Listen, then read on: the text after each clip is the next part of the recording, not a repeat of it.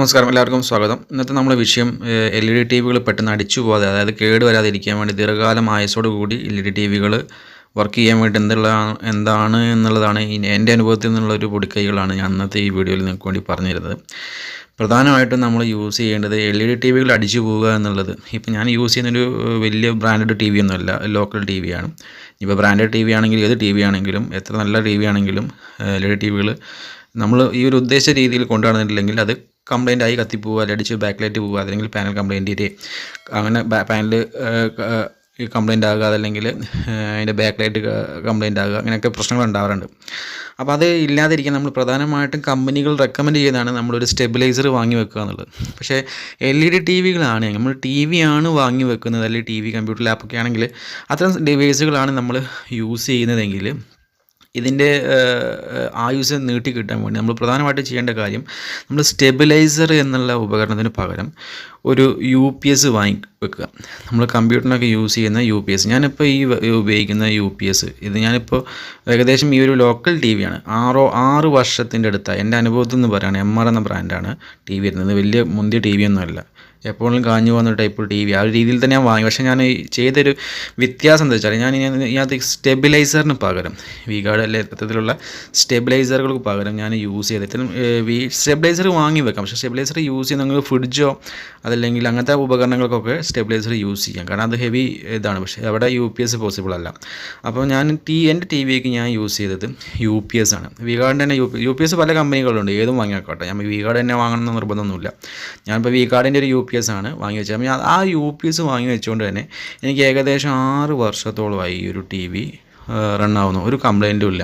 അപ്പോൾ ഇങ്ങനെ ആയുസ് നീട്ടി കിട്ടും. കാരണം എന്താ, ഇത് വോൾട്ടേജ് ഫ്ലക്ച്വേഷനാണ് ഈ മെയിനായിട്ടും LED ടി വികളുടെ ബോർഡ് കംപ്ലൈൻറ്റ് ആവാൻ, PCB കംപ്ലൈൻറ്റ്, അല്ലെങ്കിൽ പാനൽ കംപ്ലൈൻറ്റ് ആവാൻ, അതല്ലെങ്കിൽ ബാക്ക് ലൈറ്റ് കംപ്ലൈൻറ്റ് ആവാനൊക്കെ വരുന്ന പ്രധാനപ്പെട്ട പ്രശ്നം അതാണ്. രണ്ടാമത് നമ്മൾ ശ്രദ്ധിക്കേണ്ടത് വെച്ചാൽ ഇതിൻ്റെ ഉള്ളിൽ ക്ഷുദ്രജീവികൾ കയറുക എന്നുള്ളതാണ്. അപ്പോൾ അതിന് ചെയ്യേണ്ടത്, നമ്മൾ മാസം ഈ ടി വിയുടെ ഏരിയ, ടി വി ഇരിക്കുന്ന ഏരിയ, ആ വെച്ചിരിക്കുന്ന ഏരിയ എന്ത് ചെയ്യുക, ഇതേപോലെ ചോക്ക് കൊണ്ട് ഇത്തരം ഭിത്തിയിലൊക്കെ സെറ്റ് ചെയ്തിരിക്കുന്ന ടി വി ആണെങ്കിൽ ഈർപ്പം തട്ടാതെ നോക്കണം. ഇതിപ്പോൾ ഞാൻ ടേബിളെ വെച്ചത് കൊണ്ട് ഇത്തരത്തിലൊരു ചോക്ക് വരയ്ക്കുക, അതായത് ഈ ക്ഷുദ്രജീവികളിൽ നിന്ന് മുക്തി കിട്ടാൻ വേണ്ടിയിട്ടാണ്. ഉറുമ്പ്, പാറ്റ, പല്ലി പോലെയുള്ള സാധനങ്ങളെ ഓടിക്കാൻ വേണ്ടിയിട്ട് ഒരു പരിധി വരെയൊക്കെ ഇത്തരത്തിലുള്ള ഈ ചോക്കുകളുണ്ട്. ഈ ലക്ഷ്മണ രേഖ എന്നൊക്കെ പറഞ്ഞ പല ബ്രാൻഡുകളിൽ വരുന്ന വിഷം നിറഞ്ഞിട്ടുള്ള ഇത്തരത്തിലുള്ള ചോക്കുകൾ വരച്ച് വെക്കുക. അപ്പോൾ അതുകൊണ്ട് ഈ ഉറുമ്പുകളൊക്കെ അത് തിന്ന് കഴിഞ്ഞാൽ ചത്ത് അതിൻ്റെ ഉള്ളിലോട്ട് കയറാൻ ചാൻസ് ഉണ്ടാവില്ല. അപ്പോൾ ഇത്തരം ചോക്കുകൾ കൊണ്ട് നമുക്ക് എന്ത് ചെയ്യാം, ചുറ്റിനും ഇതിൻ്റെ ഏരിയ, ഈ സർഫസ് മൊത്തത്തിൽ നമുക്ക് എന്ത് ചെയ്യാം, ഇങ്ങനെ വരച്ച് വെച്ചാൽ കുറേയൊക്കെ നമുക്ക് എന്ത് ചെയ്യും, ക്ഷുദ്രജീവികൾ ഉള്ളിൽ കയറിയിട്ടുള്ള പ്രശ്നങ്ങൾ കാരണവും ടി വി എന്ത് ചെയ്യാം, അടിച്ചു പോകുന്നതിന് നമുക്ക് തടയാൻ കഴിയും. അപ്പോൾ ഇതൊക്കെ നമുക്കിതൊരു ഈ രേഖ വരച്ച് കഴിഞ്ഞാൽ നമുക്കൊരു 2 മാസം അല്ലെങ്കിൽ 1 മാസമൊക്കെ മാക്സിമം ഇതിൻ്റെ ഒരു ഇതുണ്ടാവുള്ളൂ, അതിൻ്റെ ഒരു ക്വാളിറ്റി ഉണ്ട്. അത് കഴിഞ്ഞാൽ അത് ഇതായി പോകും. അപ്പോൾ നമ്മൾ വീണ്ടും എന്ത് ചെയ്യുക, 1 മാസം കഴിഞ്ഞിട്ട് വീണ്ടും ഒന്ന് വരച്ച് വെക്കുക. ഇങ്ങനെ 1 മാസം തോറും അതിൻ്റെ ആ ഏരിയ ക്ലീൻ ചെയ്യുകയും ആ ഇരിക്കുന്ന ബാക്ക്ഗ്രൗണ്ട് ഒന്ന് ക്ലീൻ ചെയ്യുകയും അവിടേക്ക് ഇത്തരം രേഖകൾ വെച്ച് വരച്ച് വെക്കുകയും ഇത്തരം ചോക്കുകൾ കൊണ്ട് വരച്ച് വെക്കുകയും ചെയ്തിട്ടുണ്ടെങ്കിൽ അത്തരം ക്ഷുദ്രജീവികൾ കയറുന്നതും നമുക്ക് തടയാൻ സാധിക്കും. മൂന്നാമത്തെ ഒരു കാര്യം എന്താ വെച്ചിട്ടുണ്ടെങ്കിൽ, നമ്മൾ സാധാരണയായിട്ട് ടി വി ഓഫ് ചെയ്ത് നമ്മൾ സ്വിച്ച് അത് നമ്മൾ വർക്ക് ചെയ്യുന്നില്ല എങ്കിൽ ടി വി ഓഫ് ചെയ്ത ശേഷം നമ്മളിത് പ്ലഗിൽ നിന്ന് ആ ഒരു പ്ലഗ് റിമൂവ് ചെയ്യുക. അതേപോലെ തന്നെ ബേക്കിൽ കൊയാക്സൽ കേബിൾ കൊടുത്ത്, അതായത് ഡിഷ് ഹാൻഡിൽ നിന്നുള്ള കേബിൾ കൊടുത്തിട്ടുണ്ടെങ്കിൽ ആ കേബിൾ റിമൂവ് ചെയ്തിടുക. അതേപോലെ തന്നെ ഇടി, മഴ പോലത്തെ സാഹചര്യങ്ങളാണെങ്കിൽ പ്ലഗിൽ അത് ഊരിയിടുകയും, അതുപോലെ തന്നെ പ്ലഗ് ഓഫ് ചെയ്ത പ്ലഗിൽ നിന്നും ആ ഒരു 2 പിൻ അല്ലെങ്കിൽ 3 പിൻ എന്ത് ചെയ്യുക, റിമൂവ് ചെയ്തിടുക, വലിച്ച് പുറത്തേക്ക് ഇട്ട് റിമൂവ് ചെയ്തിടുക. അപ്പോൾ പ്ലഗ് റിമൂവ് ചെയ്യുക എന്നുള്ളതാണ്.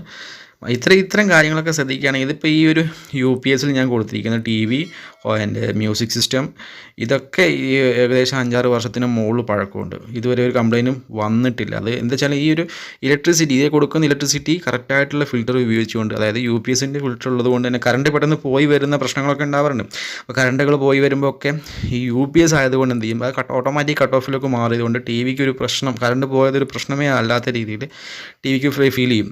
അതുകൊണ്ട് തന്നെ അതിൻ്റെ പാനലുകൾക്കോ ബോർഡുകൾക്കോ കംപ്ലൈൻറ്റ് ഒന്നും വരുന്നില്ല. നേരെ മറിച്ച് നമ്മൾ സ്റ്റെബിലൈസറാണ് യൂസ് ചെയ്യുന്നതെങ്കിൽ അത്തരം സമയങ്ങളിൽ കംപ്ലൈൻറ്റ് വരികയും ചെയ്യും. അപ്പോൾ ഇതൊക്കെയാണ് ഇന്നത്തെ ഇൻഫർമേഷൻ. ഇത്തരം കൊച്ചു ഇൻഫർമേഷൻ നിങ്ങളൊന്ന് പ്രാവർത്തികമാക്കുക. നിങ്ങൾക്കും ഇതേപോലെ തന്നെ ലൈഫിൽ നമുക്ക് ടി വി യൂസ് ചെയ്യാം. താൻ സബ്സ്ക്രൈബ് ചെയ്തോ? Yes sir. ഇവനോ? ചെയ്യിച്ചു സർ. ബെല്ലൈക്കൺ ഞെക്കിന്ന് പറടാ. ഞെക്കി സർ. ഗുഡ്.